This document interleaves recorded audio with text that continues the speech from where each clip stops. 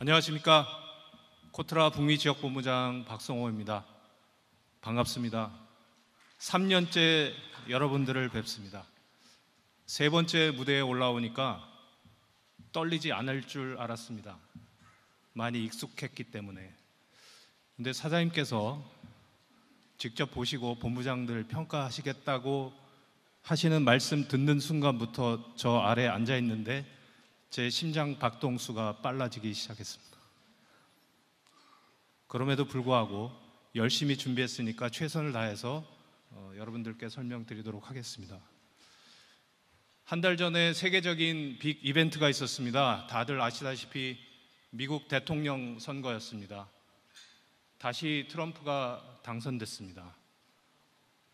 취임식 때까지는 아직 한 달 반이나 남았는데 마치 이미 현직 대통령은 트럼프인 것 같습니다. 매일매일 쏟아져 나오는 뉴스들, 그리고 전 세계가 그가 하는 말에 귀를 쫑긋 세우고 주목하면서 긴장하고 있기 때문인 것 같습니다. 사실 저는 오늘 발표를 준비하면서 고민을 많이 했습니다. 무슨 얘기를 어디서 시작해서 어떻게 풀어가면서 말씀을 드려야 하나 하고 고민을 많이 했는데요. 그도 그럴 것이 요즘은 정보 유통이 워낙 빨라서 트럼프의 주요 정책에 대해서 여러 채널과 매체를 통해서 많이 알려졌고 많은 분들이 다들 소상하게 꿰뚫고 계실 겁니다. 거기다가 여러 전문가들께서 이런 전망 저런 예측 내놓으시면서 다양한 분석들을 하고 있습니다. 이런 상황 속에서 여기 오신 모든 분들을 포함해서 많은 분들이 위기감과 함께 걱정을 많이 하고 계실 것 같습니다. 그럼에도 불구하고 저는 오히려 트럼프 2.0 시대가 오면서 우리한테 어떤 기회가 다가올지 찾아봤습니다. 학교 다닐 때 보면 공부 잘하는 학생들은 시험도 잘 보지 않습니까? 왜냐하면 시험 문제 속에서 답을 찾기 때문입니다. 트럼프 2.0이라는 시험지를 받아들고 보니까 찬찬히 받아보니까 기시감이 드는 문제들이 보입니다. 트럼프 일기 때, 그리고 바이든 정부 때 모의고사를 이미 치러봤지 않습니까? 익숙한 문제들이 보입니다. 물론 낯선 문제들도 보입니다. 하지만 말씀드렸던 대로 문제 속에 답이 있습니다. 오늘 제 발표를 들으시면서 여러분들께서 그 답을 찾아가는 여정에 함께 하시면 좋을 것 같습니다. 모쪼록 오늘 제 발표를 통해서 오신 모든 분들이 희망의 메시지를 찾으시기를 바라면서 시작해 보겠습니다. 우선 북미 시장에 대한 전망과 함께 전략적 가치에 대해서 간단히 살펴보고 트럼프 2기 정부의 주요 정책 방향에 대해서 짚어보겠습니다. 그리고 2025년에 북미 시장에 어떤 기회 요인이 있고 진출 전략을 어떻게 짜야 할지 설명드리겠습니다. 미국과 캐나다 두 나라에 대한 주요 지표들입니다. 이미 여러 경로를 통해서 들으신 대로 현재 경제 상태가 아주 양호하다는 걸 보여주고 있습니다. 그럼 앞으로 내년에는 어떻게 될까요?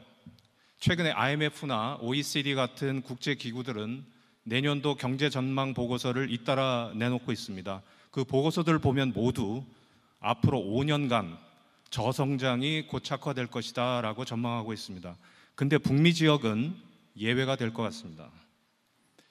특히 IMF는 25년 세계 경제 전망을 기존에 3.4% 성장할 거라고 예측했다가 3.2%로 조금 내렸습니다. 근데 미국에 대한 전망치는 오히려 1.9%로 전망했다가 2.2%로 올려잡았습니다.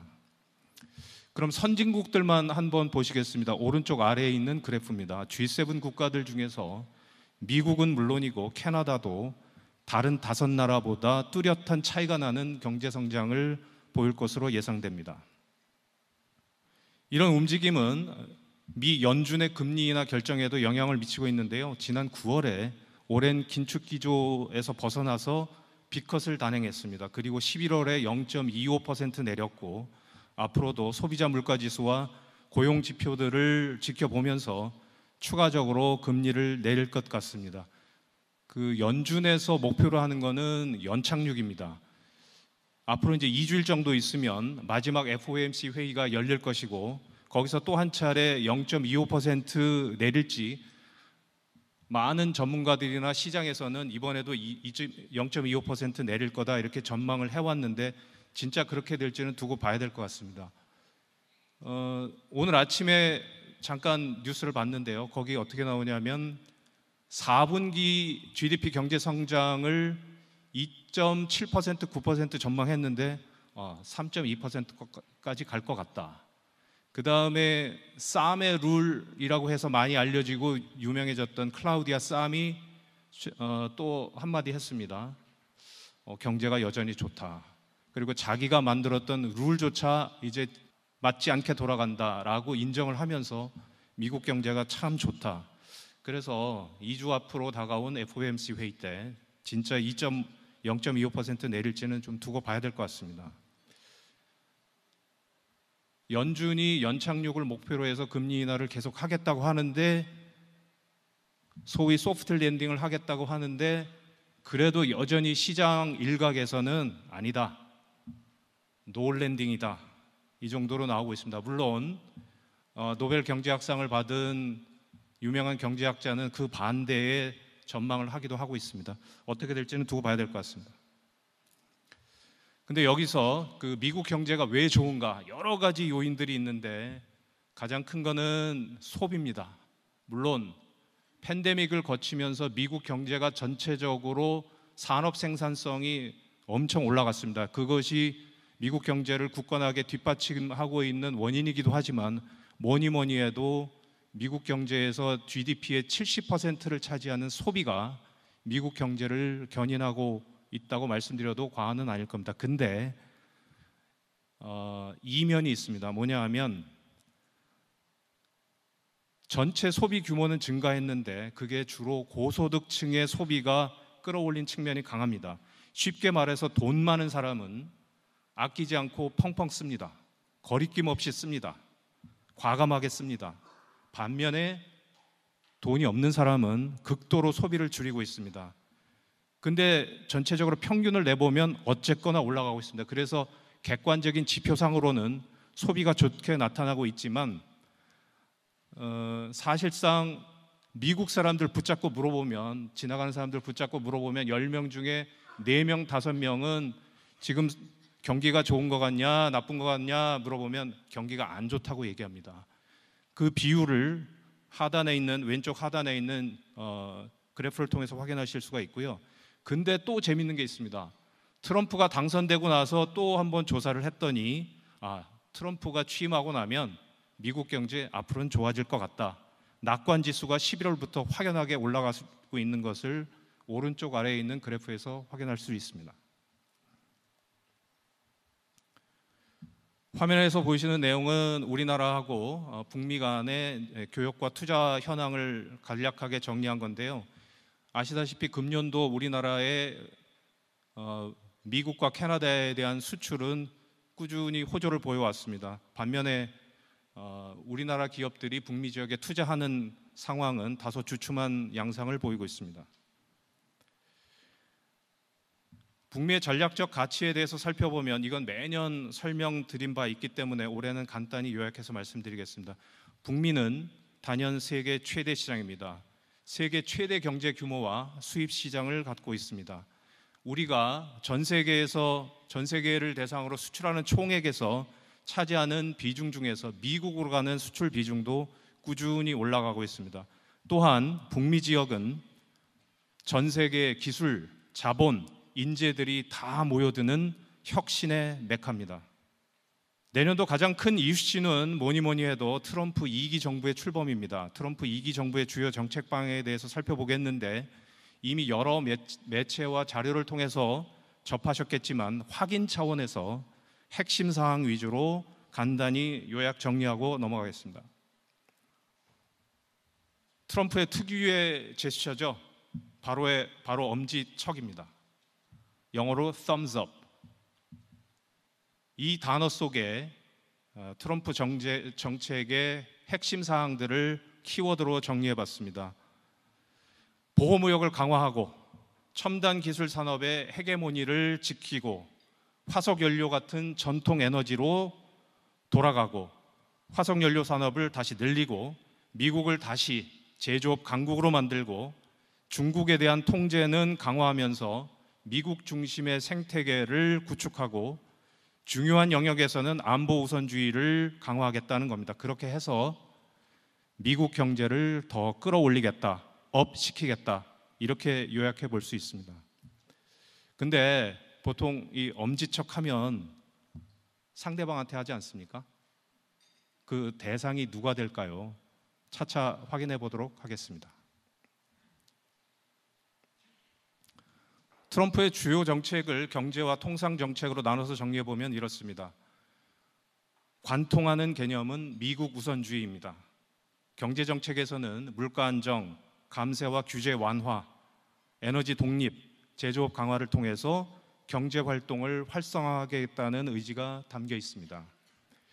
또 통상 정책에서는 보호무역 확대를 통해서 무역 불균형과 불공정 무역 관행을 개선하겠다는 강한 뜻이 보입니다. 다음 장에서부터는 각각의 내용들에 대해서 좀 더 세부적으로 살펴보겠습니다. 트럼프 2기 정부는 다시 화석 연료에 주로 의지하는 전통 에너지로 돌아가겠다는 뜻을 강하게 내세우고 있습니다. 이렇게 해서 에너지 공급 단가를 낮춰서 물가를 안정시키겠다는 겁니다. 또한 원자력 발전도 확대하겠다고 합니다. 이렇게 되면 전력 생산이 늘어나서 차질 없는 전력 공급이 가능해집니다. 트럼프는 아시다시피 친환경에는 관심을 두지 않습니다. 기후변화라는 게 아예 존재하지 않는다고 믿으니까요. 그래서 기존의 여러 가지 정책들을 철회하겠다고 합니다. 파리 기후 협약도 다시 탈퇴하겠다 하고, 다 아시다시피 IRA 정책도 폐지하겠다고 해서 걱정이 커지고 있습니다. 하지만 상황은 지켜봐야 하지 않을까 싶습니다. IRA와 관련해서는 저희 시카고 무역관이 미국 배터리 협회와 최근에 인터뷰를 했습니다.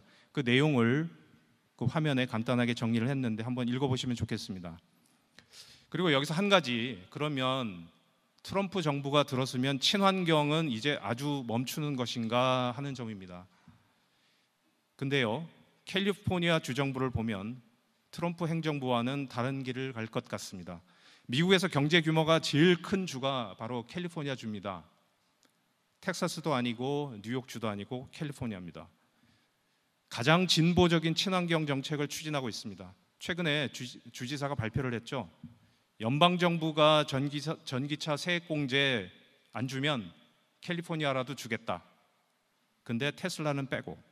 그래서 일론 머스크가 격한 반응을 보이기도 했습니다. 그리고 옆에 있는 나라 캐나다, 미국과 상관없이 친환경 정책을 계속 시행하겠다, 마이웨이를 가겠다고 하고 있습니다. 그래서 관련 기업들께서는 낙담하지 마시고 이런 곳에서 계속 기회를 찾으시면 좋겠습니다. 두 번째 주요 경제 정책은 제조업 육성 정책입니다. 트럼프의 미국 우선주의 정책은 미국 내에 제조 시설과 일자리를 만드는 것을 중시합니다. 사실은 이 부분은 제조업을 육성하겠다는 것은 바이든 정부 때도 일관되게 줄기차게 유지돼 왔던 부분입니다. 근데 이제 지난번 한 달 전에 치러졌던 대선 결과를 주목해 보면 미국인들이 트럼프 2기 정부에 대해서 바라는 점이 있었습니다. 치열할 것으로 예상됐던 펜실베이니아, 미시간, 위스콘신을 포함해서 7개 경합주에서 모두 트럼프가 이겼습니다.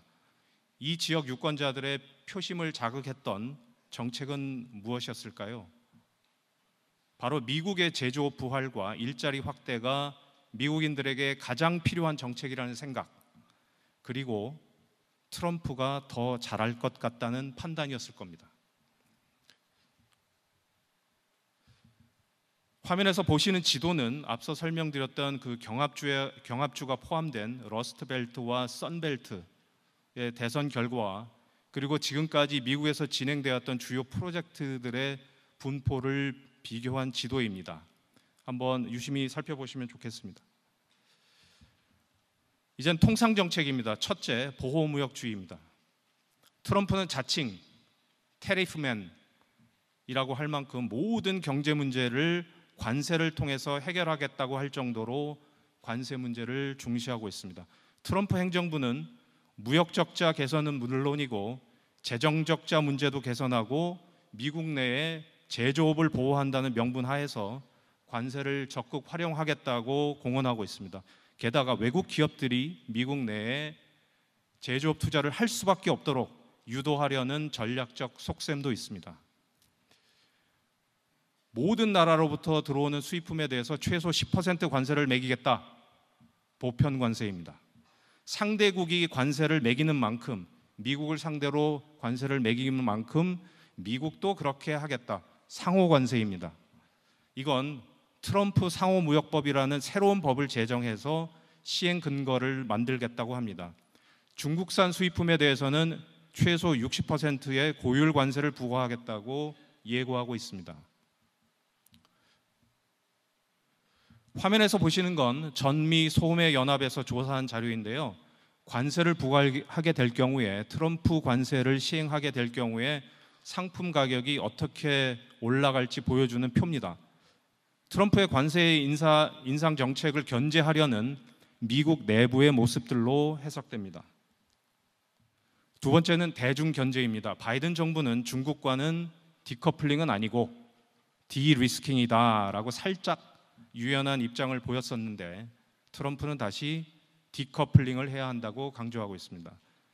항구적인 정상무역관계 지위를 철회하겠다고 합니다. 이게 무슨 말이냐면 2000년도부터 미국이 중국에 부여해왔던 최혜국 대우 관세 혜택을 없애겠다는 겁니다.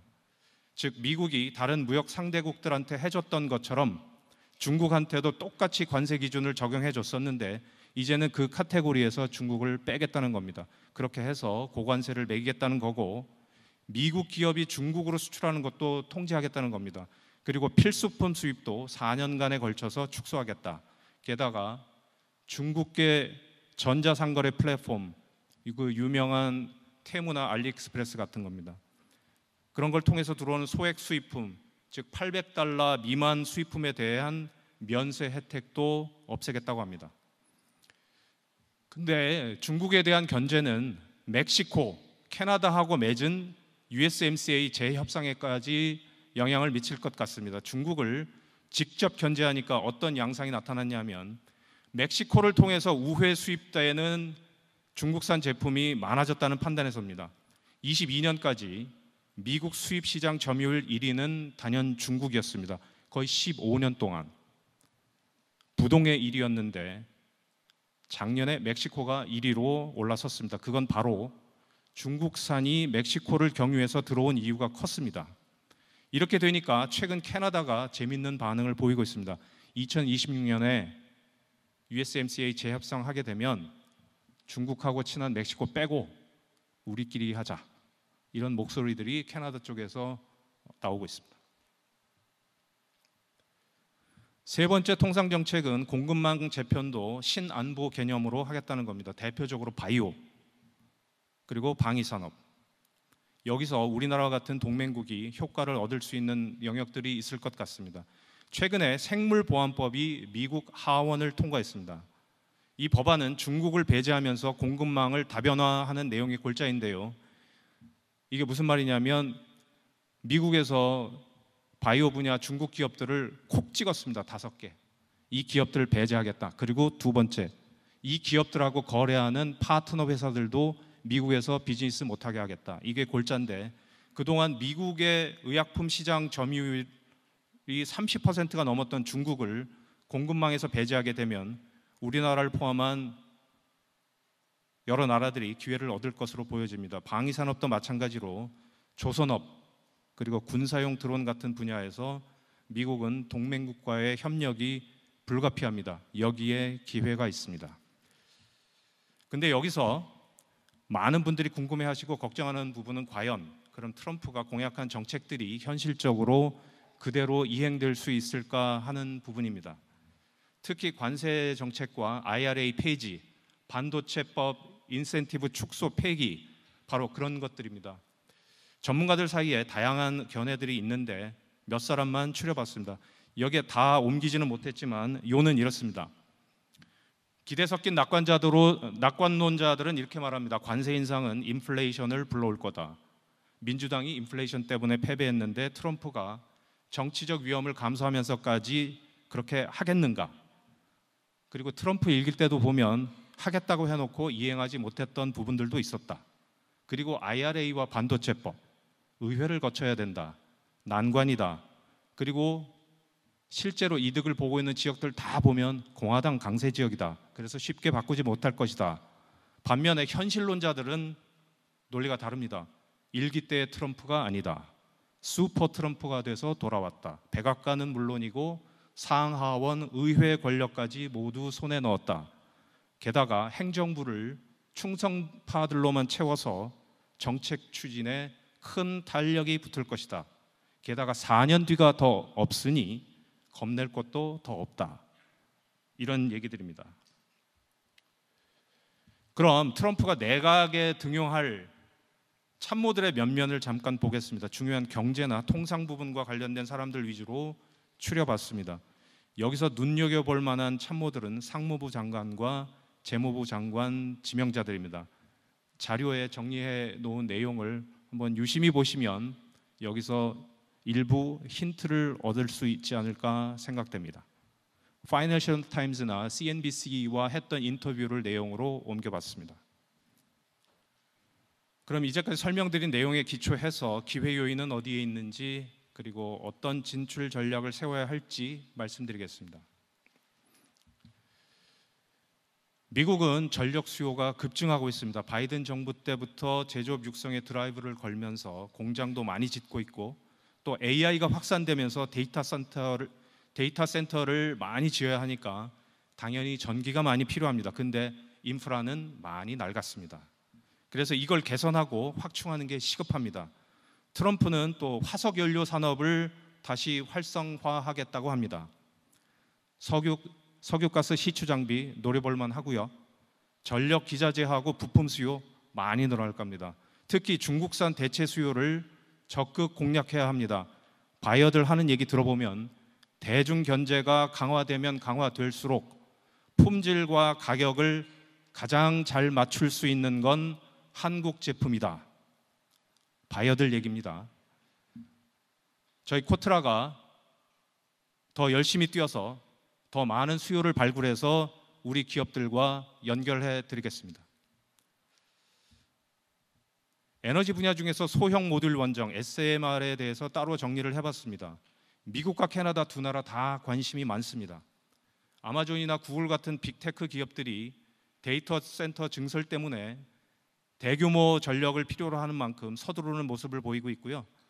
한편 SMR 관련해서는 한국하고 미국이 협력해서 제3국으로 수출하는 방안도 추진하는 것을 검토해보면 어떨까 제안드립니다.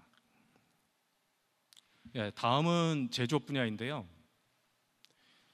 미국이 다시 제조업 강국이 되겠다는 계획은 앞서서도 몇 번 말씀드렸지만 트럼프 1기 때 바이든 정부 거치면서 그리고 다시 트럼프 2기까지 내내 이어질 겁니다. 특히 저희 사장님도 말씀하셨지만 단순 제조업보다는 첨단 분야 제조업에 대한 박차를 가할 것으로 예상됩니다.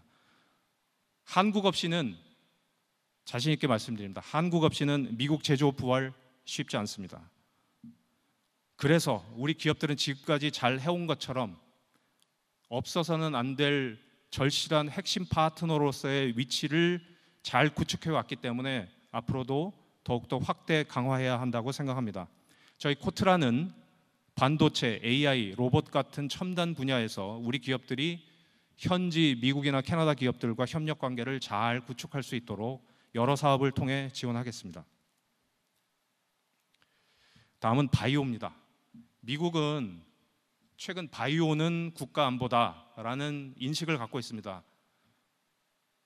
국민 건강과 생명이 달려 있고 또 기술 유출에 대한 경계심도 있기 때문입니다. 그래서 중국을 배제하려고 하는 겁니다. 앞에 말씀드린 생물보안법 제정을 서두르고 있습니다. 이건 트럼프만의 정책이 아니고요. 이미 지금 바이든 정부 때 움직이고 있습니다. 공화당, 민주당 두 당이 합심이 돼서 초당적인 준비를 하고 있습니다. 하원은 이미 통과했다고 말씀드렸고요. 그래서 이제 상원만 통과하면 되는데 이 법이 발효되면 그동안 중국에 대해서 의존도가 높았던 분야가 CDMO 시장입니다. 위탁 개발 생산. 이 부분에 있어서 우리 기업들한테 기회가 많이 열릴 겁니다. 근데 바이오 분야는요, 현지화가 꼭 필요합니다. R&D도 그렇고 생산도 그렇습니다. 그리고 우리 기업들이 수출길을 열기 위해서는 먼저 하셔야 할 숙제가 있습니다. 뭐냐면 인증과 인허가 받는 겁니다. 저희 코트라 뉴욕 무역관에 있는 바이오 데스크에서 전문가들과 손잡고 열심히 도와드리겠습니다. 뿐만 아니라 머크, 일라일릴리 같은 글로벌 기업들하고 매칭해서 결과가 나올 때까지, 성과가 나올 때까지 끝까지 지원해드리겠습니다. 내년 6월에 보스턴에서 열리는 유명한 바이오 분야 전시회가 있습니다. 바이오 USA. 금년에는 캘리포니아 샌디에고에서 했는데 내년에는 보스턴으로 지역을 이동합니다. 여기에도 관심 갖고 많이 참가해 주시면 좋겠습니다. 트럼프 당선인이 콕 찍어서 얘기한 데가 있죠. 조선업입니다. 화석연료 산업으로 다시 돌아가게 되면 유조선이나 LNG 운반선 같은 수요가 많이 늘어날 겁니다. 거기다가 미국은 해군 함정 55척이나 건조한다는 계획도 갖고 있습니다. 근데 미국의 조선업은 그간 많이 뒤처져 있었습니다. 여러 가지 이유가 있는데, 근데 전 세계 조선업에서 차지하는 경쟁력 순위를 보면 중국이 1등이고 우리나라는 2등입니다. 근데 미국 입장에서 중국은 아무래도 껄끄럽겠죠. 그래서 미국이 우리한테 러브콜을 보낸 건데 혹이라고 생각합니다. 뿐만 아니라 중요한 부분은 함정의 유지, 보수, 정비를 뜻하는 MRO 사업 부분인데요. 연간 규모가 1조 원 정도로 추산되고 있어서 앞으로 추가 수주 가능성이 높습니다. 지금 발빠르게 저희 코트라 무역관들이, 특히 실리콘밸리 무역관이 현지 기업들하고 협력 사업 개발하기 위해서 계속 타진 중에 있습니다. 확정되면 우리 기업들한테도 알려드리도록 하겠습니다. 이번엔 바다에서 하늘로 한번 가보겠습니다.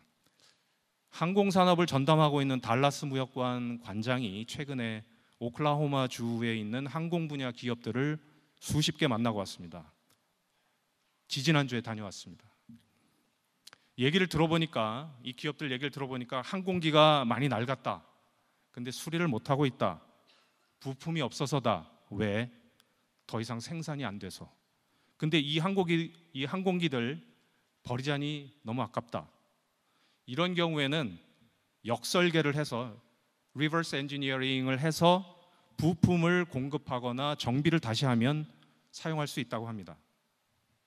이런 쪽에 수요가 꽤 많답니다. 달라스 관장이 흥분해서 저한테 전화했고 이번 설명회 때 꼭 발표해달라고 해서 제가 집어넣었는데요. 우리 기업들이 진짜 노려볼 만하고요. 성공 사례도 있습니다, 이미. 그리고 드론 같은 경우에도 미국은 중국에 대한 배제 움직임이 강한데 오클라호마 주는 거기에 이제 털사라는 도시가 있습니다. 그 도시를 미국 드론의 수도로 육성하겠다. 이런 야심찬 계획을 갖고 있습니다. 항공, 드론 분야에서 종사하고 계신 기업들께서는 우리 달라스 무역관을 활용하셔서, 적극 활용하셔서 또 다른 성공 사례를 만드셨으면 좋겠습니다. 다음은 다시 땅으로 내려와서 전기차 캐즘입니다. 최근에 언론을 통해서 많이 들어보셨을 텐데요. 저희 코트라 디트로이트 무역관이 자동차 전담 무역관입니다. 이러한 움직임을 조기에 포착해서 관련 보고서를 지난 10월 초에 낸 적이 있습니다. 전기차하고 배터리 산업 관련해서는 많은 걱정이 있으실 겁니다. 미국의 자동차 판매 실적을 봐도 확실히 대세가 될 줄 알았던 전기차는 좀 줄고 하이브리드에 많이 밀리는 모양새입니다. 그래서 디트로이트 무역관에서 평소에 미국 자동차 업계와 자주 소통을 하고 있는데 그쪽의 완성차 업체들이 이렇게 얘기합니다. 하이브리드 차량 생산 확대할 건데 거기에 맞는 부품 업체 좀 찾아달라. 그런 전화가 빗발치고 있다고 합니다. 근데 그때마다 그 완성차 기업들이 강조하는 건 현지화다, 현지화. 즉 지근거리에서 우리가 필요할 때마다 바로바로 대응해 줄 수 있는 게 필수다, 필수. 이렇게 강조한답니다. 그리고 하이브리드 관련해서 차량 연비를 개선할 수 있는 소프트웨어 기술 개발하는 능력도 꼭 필요하다. 이런 점들 주목하셔서 대비하시면 좋을 것 같습니다. AI가 가져온 트렌드 변화는 작년에도 소개해드린 바 있는데요. 금년에도 두 가지 설명드리겠습니다. 첫째는 소비 시장에서 나타난 초개인화 현상입니다. MZ세대 사이에서는 자기 자신을 가장 중요하게 여기는 미코노미 소비관이 확산되고 있습니다. 여기에 부응해서 타르트라는 화장품 회사가 있는데 온라인에서 가상 메이크업 도구를 출시했습니다.